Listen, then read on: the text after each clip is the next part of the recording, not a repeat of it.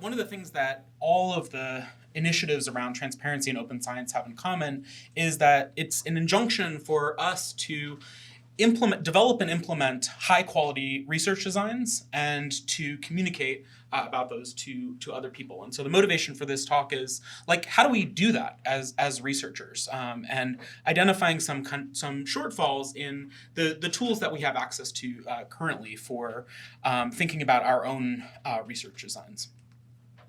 So we kind of have these two tasks. The first is to select a high-quality research design given our resource constraints. And so those are things like how much money do we have access to, how much time do we have to work on this research design. Given those constraints, what's the best research design that we can develop to answer the research question that we've developed? And then the second task is that once we've run the research design, once we've run our study, we want to be able to convince readers and reviewers and the general public that the answer that we came to comes from a high-quality research design, so that they find the answer to be credible, and so that they can have that flow into their decision-making process or their policy-making process. And so how do we go about doing this now? In terms of the first task, selecting a high-quality research design, we rely on rules of thumb that we remember from grad school and from the textbooks. We use power calculators that are online that ask us about a small set of inputs, like what is the expected effect size that we want to have, what's the sample size that we can afford. Sometimes we write our own simulation code, or we hire statisticians to write simulation code for our study. So that's writing out hundreds of lines of codes that are specific to our research design that simulate different parts of it and that try to answer more directly, is this a high quality design? And I think the fourth thing that we often do is to say, like, look, I have to go into the field next week. I don't have time to write simulation code. I don't have time to run this kind of complicated analysis. And so I'm going to take the view that running a suboptimal study is better than not running one, because it's going to contribute to this body of knowledge. So even if the individual results of that study don't matter, maybe it's going to contribute to this broader literature when it's reanalyzed later on. Of course, we can imagine some problems with that last one.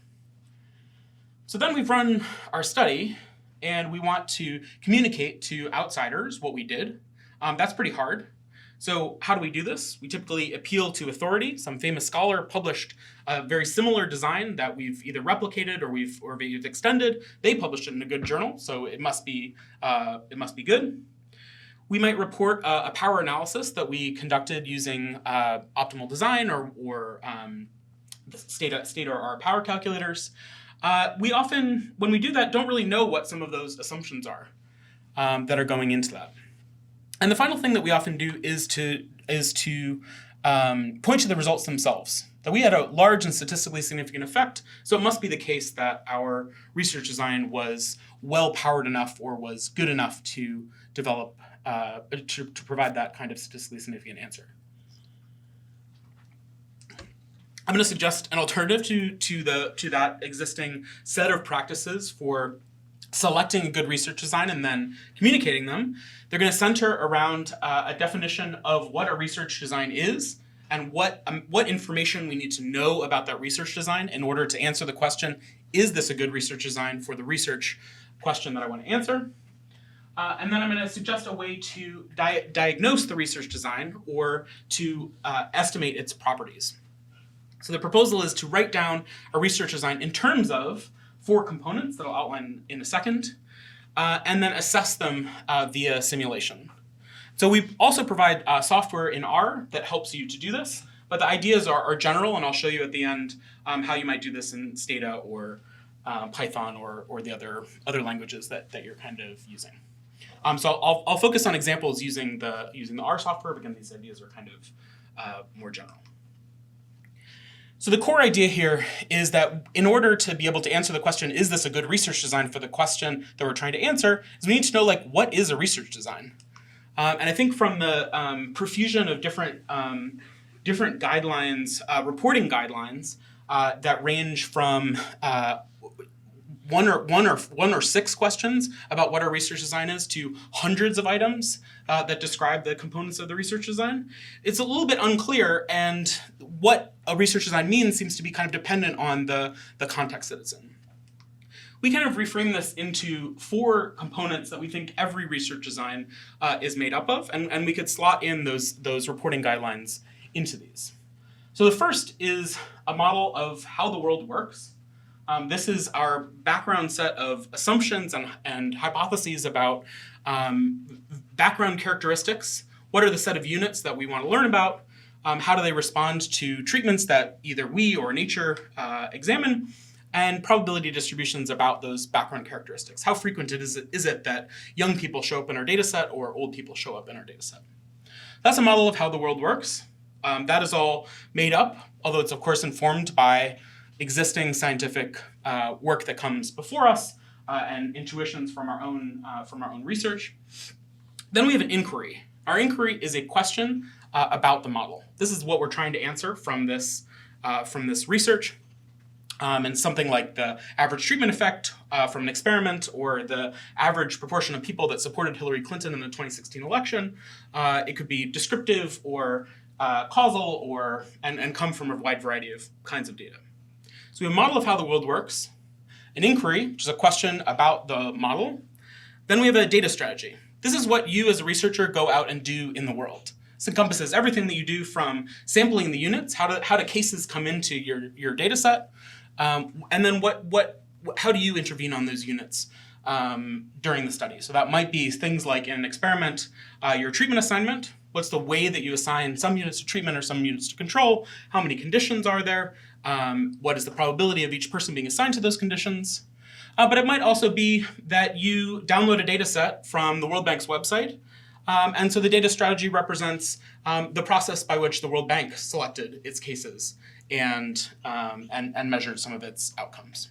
This also includes the measurement strategies, so not just how do the units come in and how are they assigned to treatment, but what are the set of outcomes that you're going to measure, what are their scales, and which set of units are you going to measure them for. So that's the data strategy. That's everything that you do to cause a data set to come from the world onto your computer. And then the answer strategy is what do you do with the data in order to provide an answer to the inquiry about the model of the world. So these 4 kind of key components. So I'll walk through those in a little bit more detail, and then I will show how to kind of declare these elements of the design in code. Are there any kind of questions so far? Like, feel free to interrupt.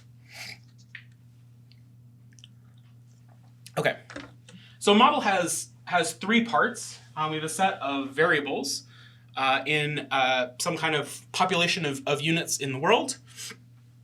This includes exogenous variables, just background characteristics like the age and gender and income of the units in your sample, and also endogenous variables, which just means the things that are going to respond to interventions that you undertake as the researcher. Also label potential outcomes or functional relations. So this is your expectations about how those units respond to treatment. So things like your expected effect size, whether you expect the effects to vary by background characteristics, and what other kind of background characteristics feed into those outcomes. And then you have a probability distribution over those exogenous variables. So the weirdest part about what I'm about to show you is that you're going to have to write down a lot of things that you don't know. We're pretty familiar with writing down what our effect size is in power calculators. We have to guess what that is. It's not a random guess. It's a guess that's informed by the bulk of the evidence that comes before us. Sometimes it's informed by a meta-analysis that we conducted or that someone else conducted. But ultimately, it's a guess because we don't know, in this context at this time, what the effect size is going to be. What we're going to ask you to do is to write down a lot of other suppositions about how the world works beyond your effect size, because it's going to turn out that those guesses are, 1, implicitly being made in the power calculators and design tools that you're already using, and 2, they often matter for whether this is a good research design for the question you're trying to answer. A lot of characteristics about the study, beyond just what is the effect size and what is the sample size, are going to have an important effect on whether you think this is a good design for the question that you've set out. Okay, the inquiry. This is a scalar summary, a single number of, or a summary of some or all of the variables that are in the model. So descriptive inquiry might be what is the average value of some outcome y for people where their value of x is 1. A causal question might be, what is the average treatment effect? This is just the average treatment effect in Judea-Pearl's notation. What is the effect of, what is the expected value of y if you intervened and set x to 1 compared to the expected outcome if you set x to 0? So that's just an average treatment effect. And your inquiry is going to provide a single number summary, an answer to the inquiry generated under the model. So this is the average treatment effect is 5. That would be an answer to your inquiry given the set of assumptions that you've made about the world. Your data strategy is how realized data, little d, is generated from those background characteristics and potential outcomes. We know what the probability of some realized data coming to us is because we have defined the set of variables that are in the model. We've defined the probability distribution for those background characteristics. How often is it that young people show up in the data set or old people? Then we know the potential outcomes, which take those characteristics and yield these outcomes. And so we can say, what is the probability that this realized data set showed up on our computer compared to other possible data sets that could have been realized? This is going to be really important because we don't want to just think about what are the results that we obtained, but what other data sets could have emerged from this research design. The perspective that we want to have about, is this a good research design, is what are the set of potential answers that could have come out of this research design, and are we happy with that distribution? So again, this includes sampling and assignment and measurement. Every social science research design has a data strategy. There's something that you did to cause data to come onto your computer, whether that's going out into the world to intervene in some way or conducting observational research of some kind, directly or indirectly. The answer strategy is something that we think about and debate probably most here. So we spend a lot of time thinking about whether we should use an OLS model or a logit or probit model, depending on what kind of outcome we have. Whether we should use fixed effects or random effects, lasso versus ridge regression. An answer strategy is taking the realized data and providing a numerical answer to our inquiry. So we can think about the linkage between an answer that we provide from our answer strategy back to that inquiry. If the true average treatment effect was 5, our answer strategy is going to give us some estimate of that number. That might be a good or bad estimate. So what do we get from this? So theoretically, we can think about a couple of different questions we might want to ask about our research design.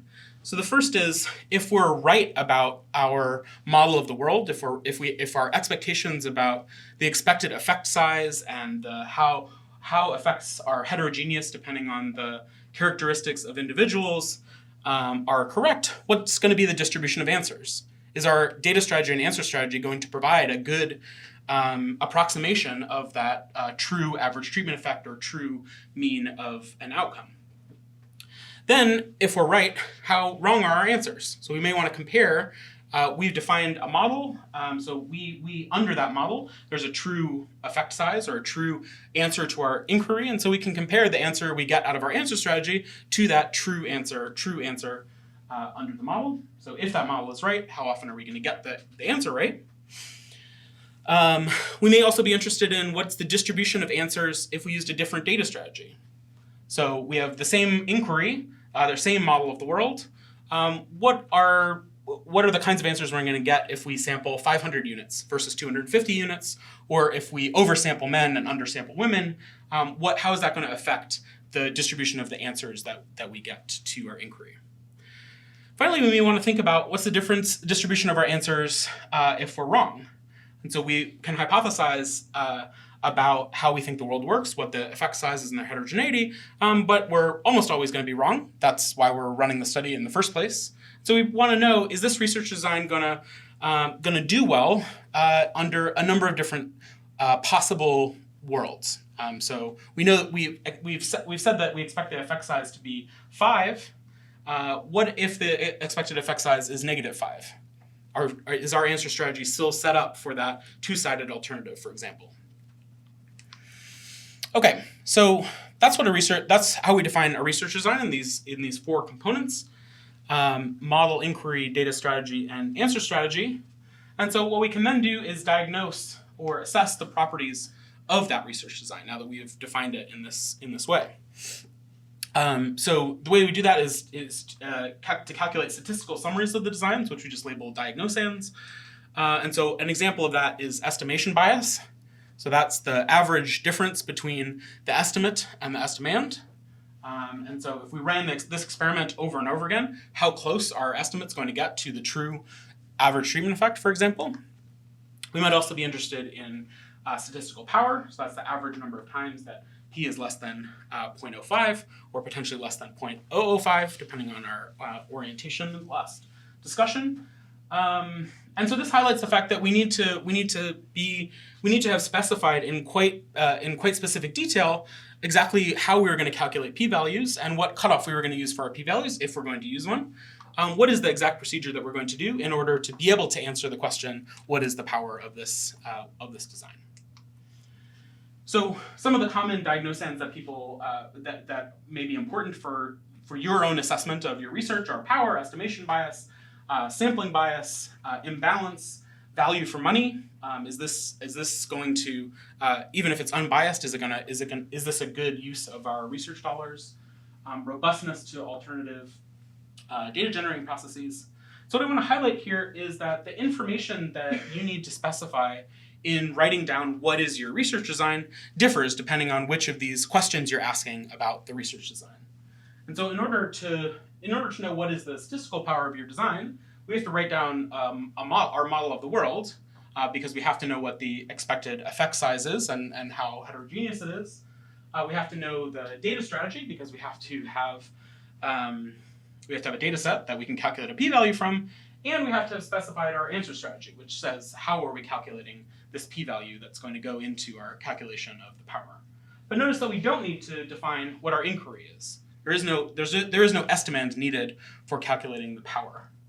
Whereas for estimation bias, we're calculating the average difference between our estimate and the true estimand. We need to have defined the estimand in order to do that.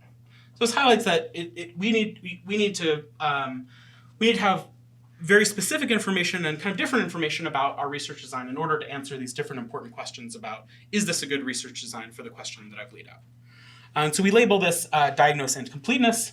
So can you estimate this diagnosand like power from what you know about the design? Do you have sufficient information? So this is the kind of question we can ask ourselves in our pre-analysis plan or in our write-up of a study. Have we provided enough information about the study in order to have ourselves and other readers and reviewers assess these properties of the design? Okay. So the proposal is to declare your design in terms of the model, inquiry, data strategy, and answer strategy, and to do so in code. And I'll say a few things about why that's important. So declaring your design in code, and this then allows us to run the design and to diagnose the design through simulation. So we can run our code over and over again and get a set of simulated estimates and true estimands under this model of the world that we've asserted and assess these properties of the design through simulation. So this is where I'm going to switch into the R code version of this, and I'll show this data and Python in a few minutes. So DeclareDesign is kind of, for those who use R, ggplot for research designs, the grammar of research designs that makes it really easy and let me not say easy, but simple and succinct language for communicating about the features of your research design. So the design is a set of research design steps. So we're going to define in just a moment the population, set of units that we're interested in, the potential outcomes, how those units respond to treatments that we implement, our estimand, how we're going to sample units from the population into our data, how we're going to randomly assign the units that are in our sample into treatment or control. We're going to reveal the outcomes from those potential outcomes, and then we're going to have an estimator of that average treatment effect. I'm going to talk about a particular experimental design here. There's nothing specific about experiments here. It's a little bit easier and quicker to explain this, but in our paper we go through declaration and diagnosis of a range of different kinds of observational and experimental designs, including some quantitative observational designs like regression discontinuities, and selection on observables designs using matching, but also qualitative designs using process tracing and qualitative comparative analysis. So the design that we'll focus on here for kind of simplicity, you can imagine a short description in a short report of the experimental design from the study, and then we'll try to write it down in code. So this design is a 2-arm randomized trial. We're assigning everyone to treatment or control. Our interest is in both average effects of the treatment and the difference in effects between young and old people. We're going to conduct this study on a random sample of subjects from some finite population, the economists in the World Bank, and we're going to conduct estimation using linear regression.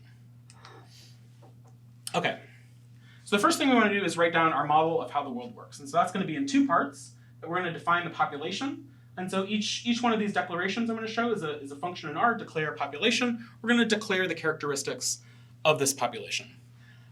So the population, we're going to declare this as having 2,100 people. We'll have a noise variable, which represents unobserved or unobservable background characteristics of these individuals that are going to be important for their outcomes. And then some characteristics that we're going to be able to observe, which are their age. So we're going to say that everyone has an equal probability of being between 18 and 75, and we'll sample that with replacement. We'll recode that into an indicator for young and old, because that's going to be what we're interested in the effect heterogeneity on. And so that's the population. This is defining the set of units that we're interested in and their background characteristics. The second part of the model is that we're going to define the potential outcomes. These are how does each unit respond to our treatment, if at all. And so there are 2 potential outcomes in this case. YZ0 is the potential outcome for the outcome Y for under control. What would happen to this unit in terms of its outcome Y if it were assigned to the control group? And we're going to define that as the noise variable. So there's some set of unobserved things in the world that are driving this outcome Y that we're interested in measuring. And then the treated potential outcome is going to be that control potential outcome. It also is affected. People in treatment are also affected by those background characteristics. But we also have a treatment effect of 0.25. And there's heterogeneous effects where young people have an additional bump from treatment of 0.1. So the treatment effect for young people is 0.35. The treatment effect for older people is 0.25. Okay, so that's our model. We defined the characteristics of the population and their potential outcomes. Now we need to define an inquiry or a question about that model. This is usually referred to as an estimand. And so we're going to declare our estimand. So in this case, we have 2 of them. We're interested in average effects and how effects differ between these 2 subgroups. So the average treatment effect is just a function of those potential outcomes. The mean of YZ1 minus YZ0. It's the average difference in potential outcomes. And so that's referring to these variables that were created at the potential outcomes step. And so after we've run these 2 steps, we can simulate data from this, create a data frame that has a noise variable, an age variable, a young variable, and these 2 potential outcomes, YZ0 and YZ1. And so that makes it easier for us to calculate the average difference in potential outcomes. And we can do that over and over again under different realizations of this model of the world. Second one is going to be the difference in the conditional average treatment effect.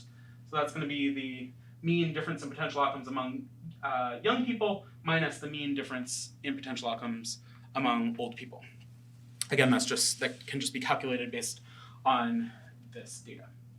So that's our inquiry. It's our question about the world. It's our estimand. So then what are we going to do in the world in this study?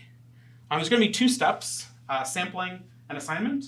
So there are 2,100 people in this notional population, people that we're interested in studying. We're going to randomly sample 250 of them. Sampling and assignment use this R package that we developed called Randomizer that has kind of simple blocked and clustered and stratified sampling and random assignment designs. Here we're doing something really simple, which is to just sample 250 units out of our 2,100 unit population using simple random sampling. And then the declare assignment is saying I want to assign exactly 125 of those 250 people to the treatment group, and thus the other 125 are assigned to control. So there are other options where we could have specified blocks and clusters and other features of our data strategy.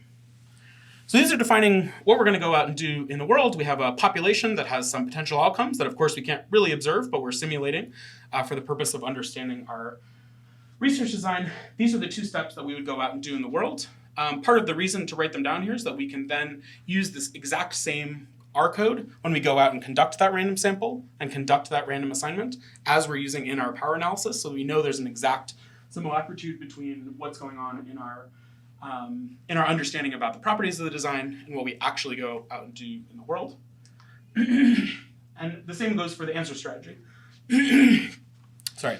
In the answer strategy, we have these 2 questions. We want to know what's the average effect of this intervention, and we want to know what's the difference in the conditional average, in the difference in effects between these 2 subgroups. And so we'll also have 2 estimators that separately target those 2 estimands. And so the first is studying average effects. So we're going to use a difference in means function from our estimator package that compares average outcomes of the outcome y, depending on whether you're actually assigned to treatment or control. The estimator package has a range of kind of design-based estimators. It has all of your different flavors of robust standard errors so that former Stata users who are switching to R can use all of the common robust kind of things that they're looking for in R. And then the difference in the conditional average treatment effects, we're going to run a regression where we have an indicator for the treatment status, an indicator for whether you're young, and the interaction between the 2. We run that regression, but we also have to specify what is the number coming out of that regression that we're going to use to target the difference in the average difference in effects between young and old people, and that's going to be the interaction between the treatment indicator and young. So we're both specifying what is the regression we're going to run, and literally what is the number that we're going to pull out of that regression to target the difference in the conditional average treatment effects. That's all, yeah, and that's also going to produce a p-value, and a standard error p-value, and a confidence interval. Okay, so we have the model, the inquiry, the data strategy, the answer strategy. We've defined those in a set of steps. And now we come back and put them all together into research design. We do that using the plus operator, which says this is the order in which I want to carry out these operations. Order matters. So we define our population and our potential outcomes first.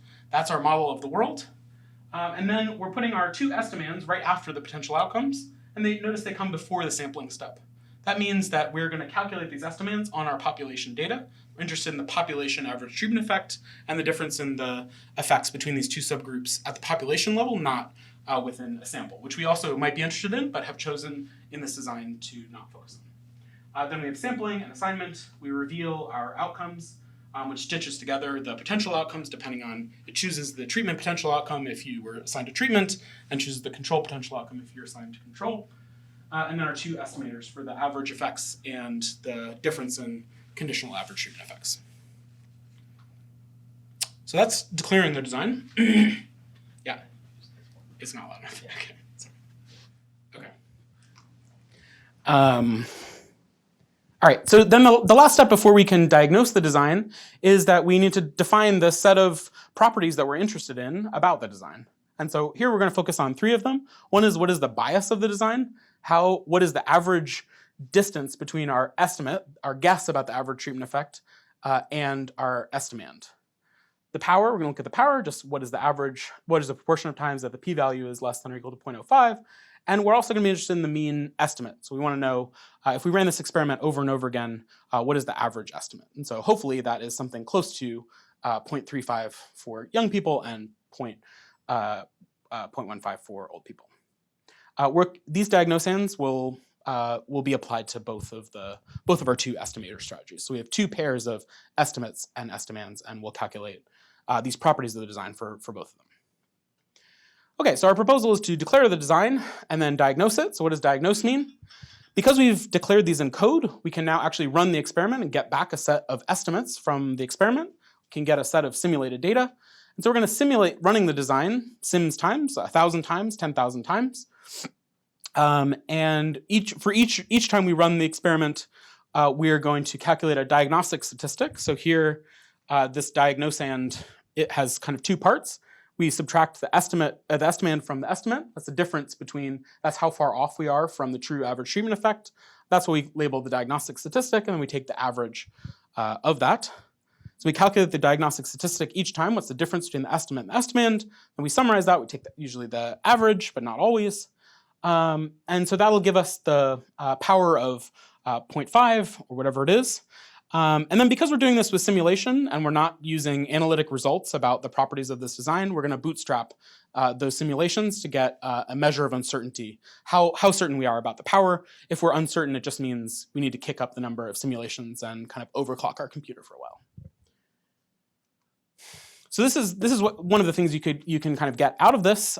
This is a histogram of the estimates. So I ran this design 1,000 times, so we can get a histogram of all of those estimates. So the red line is the estimand, and the histogram is of each of the estimates. And so we can see that it's nicely centered on the true average treatment effect, and that it has some dispersion around that, as we should expect from this kind of design. Second thing we could look at is, let's look at all of the confidence intervals from each of the 1,000 iterations. So I have ordered them by the estimates. This is the smallest estimate to the largest estimate, and colored them in terms of whether the confidence interval covers the true estimand. And so, as we should expect, about 95% of them in light blue here cover the truth, meaning that the confidence interval contains the true average treatment effect or difference in conditional average treatment effects. Then we can get our diagnosands. This is kind of what we were leading all up to. So for the average treatment effect, our power is 0.63. So this is pretty good, but below kind of traditional thresholds of 80% power. And so we might want to kick up the sample size of the design. Then we've also looked at the diagnosands for the difference in the conditional average treatment effects. That's the difference between the effects for young people and old people. And here we find that our design is unbiased. Mean estimate is about 0.11, which is pretty close to the 0.1 that it should be, but its power is 0.09. So I think one of the things that this setup highlights is that we can be quite specific about what are the set of questions that we're going to answer within a research study, rather than focusing on a single power analysis of the average effects. So what we find by doing that is that our power for this second research question is unacceptably low, and so we might want to think about redesigning our study around that question if that's of central importance to us. Okay, so that gets us to the third step of this: declaring your design, diagnosing its properties, and then we learn about the design. We learn about which parts of our design are of high enough quality based on the standards that we've set for ourselves. And then maybe we want to redesign parts of this. And I think this is kind of an iterative process where we write down in code each of the components of the design. We diagnose it and learn about its properties, learn about how good it is for answering different kinds of questions, and then tinker with it, changing the sample size, changing the set of questions that we're going to answer, changing the balance of how many units are getting assigned to different treatment groups, et cetera, until we get to a diagnosis that we feel good about. In terms of improving the design, our software has some kind of tools for helping us to do that.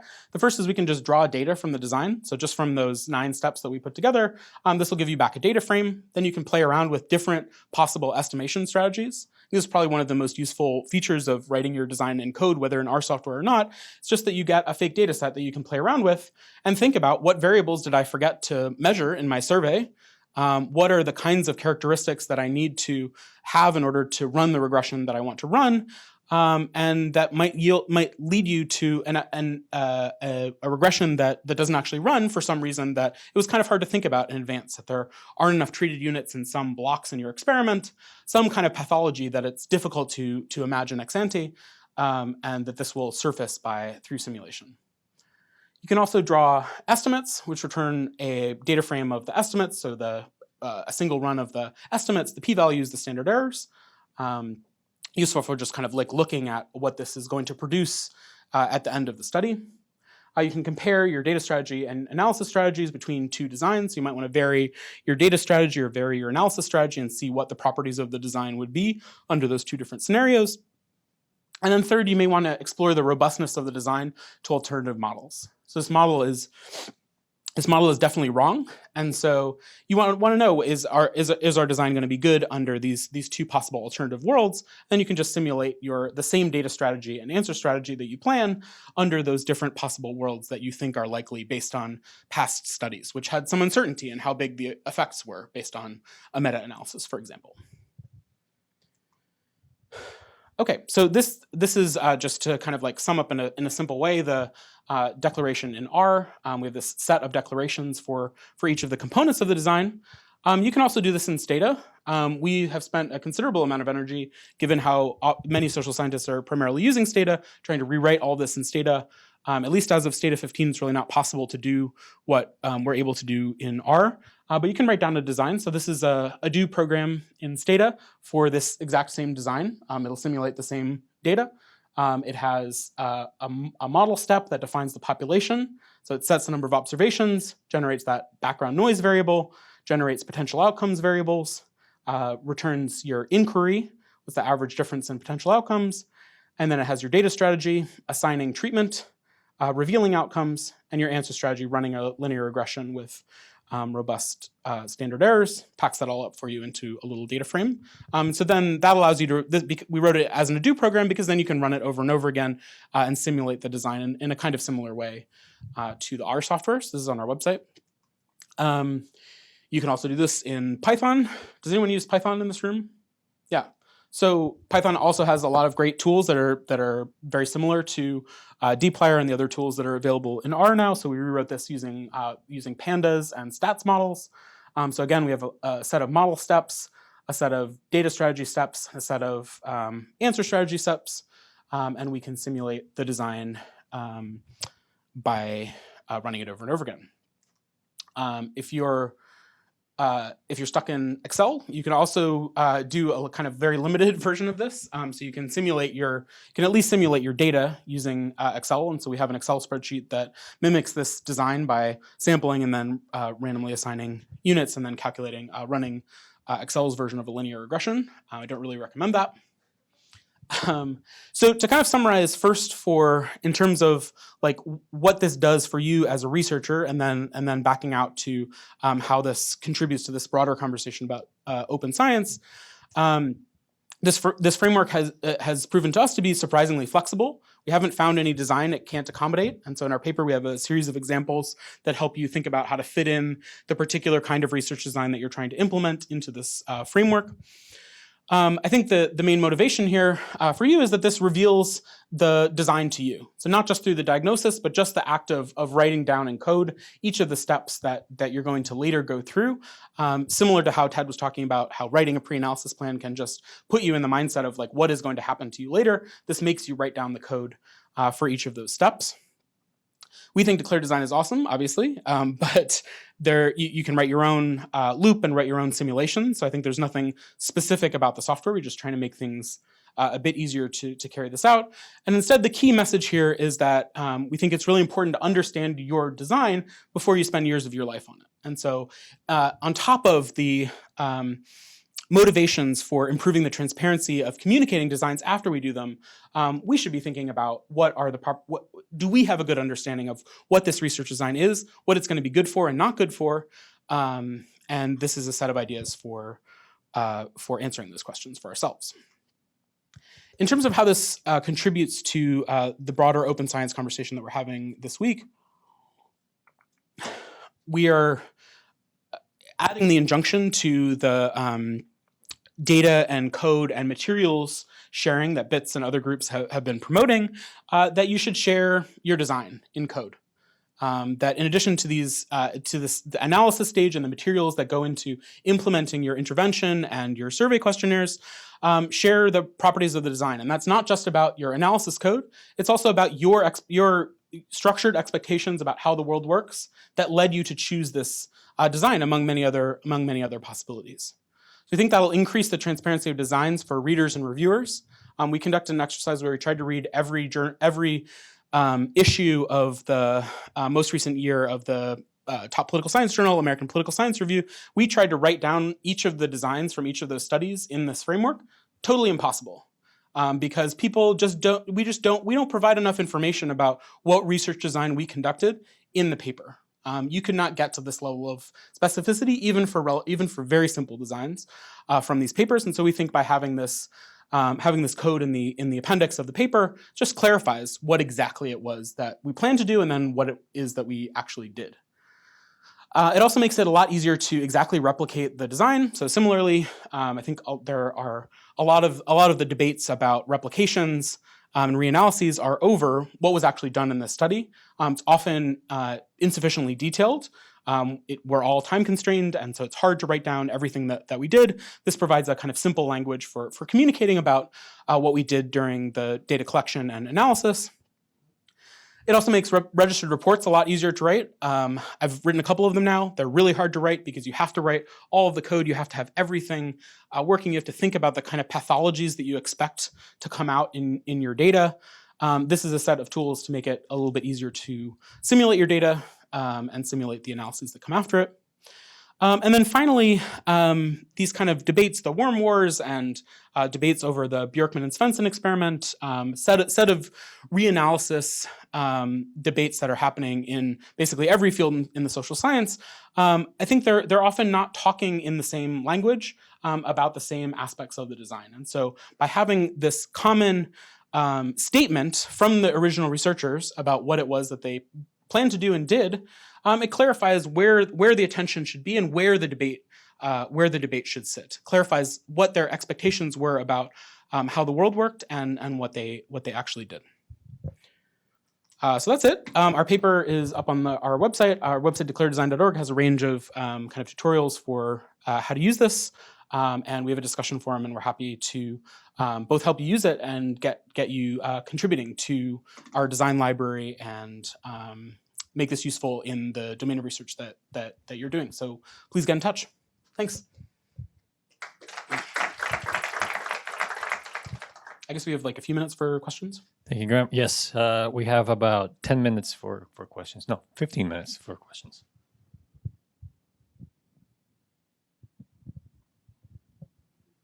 Yeah, you can use.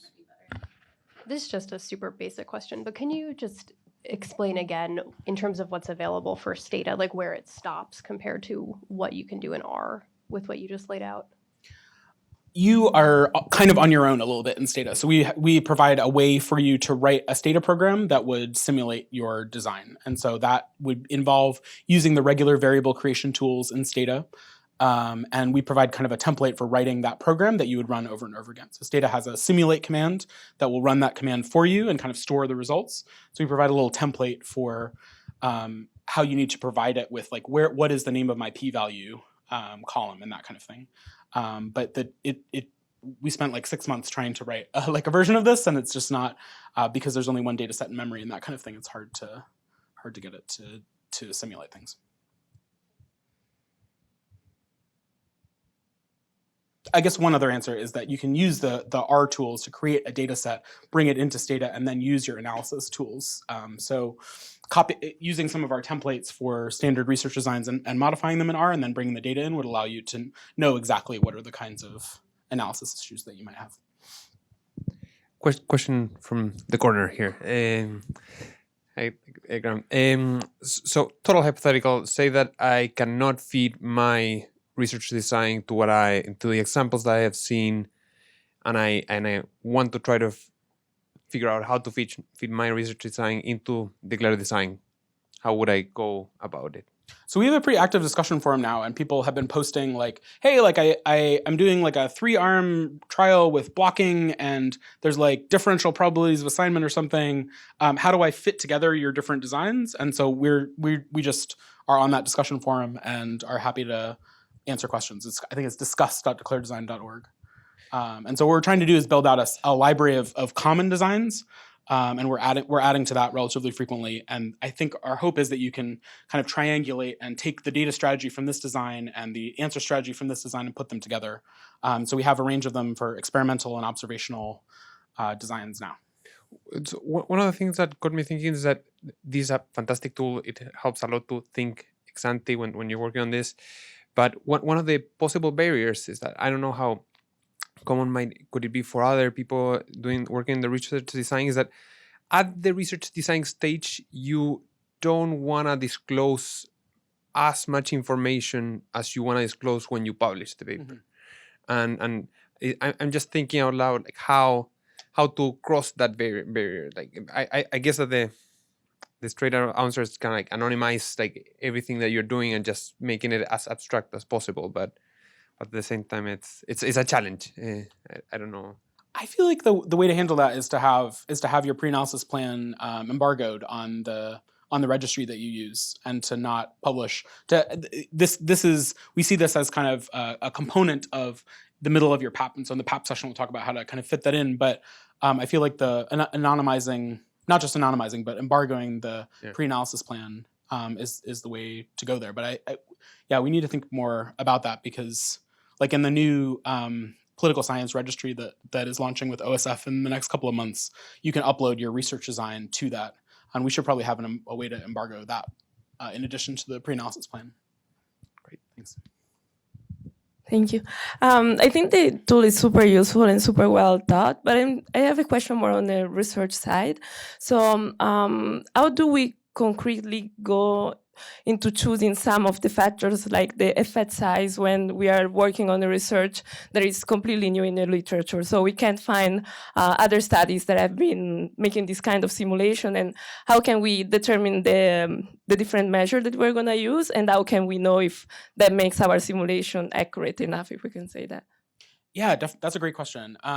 So I think there are kind of two components of it, like how are background characteristics determined, and then what are the expected effect sizes. And you might have one or both of those, or neither of them in your research setting. So I think one way to go is to take a set of existing data from surveys that measure the same outcomes as you're planning to measure. So if that's the case, then you can directly bring in data from other sources and use that rather than simulating the data, if you know some parts of it. But for parts of it that you don't know, I think the way to think about it is to not simulate a single number, is to say, I'm really not sure what the expected effect size is. And it may range from I think it's going to range from -0.1 to 0.5. And so you can simulate your design. So there's a expand design function that says, I want to know what the properties of this design are on every possible effect size. So I want to know what it is for -0.2, -0.05, 0, et cetera. And then that gives you a feeling for how good is this going to be depending on what that input is. And I think we're often in a setting where we have at least some supposition about what it will be, but we don't exactly know. And so I think we're encouraging people to not just focus on a single guess, but to characterize, like, what is their uncertainty about each of these features. If hypothetically one were opposed to dichotomizing the idea of sort of the power calculations, is it straightforward to just, let's say, focus on trying to estimate a certain degree of precision or a region of practical equivalence, that kind of setup, or Totally is that straightforward to do? Yeah, we've hard coded like 6 diagnosans that are pretty common, but you just write an expression for what you're looking for, and so you just say, like, the expression that I want is not the mean of the p-value. It's you take an inverted confidence interval or something else, and whatever statistic you provide in your answer strategy, which may not be a p-value, maybe something else, then is simulated for you, and then you can say what is the summary of that summary of my design. Yeah, we've done that for a couple of them. It's totally easy.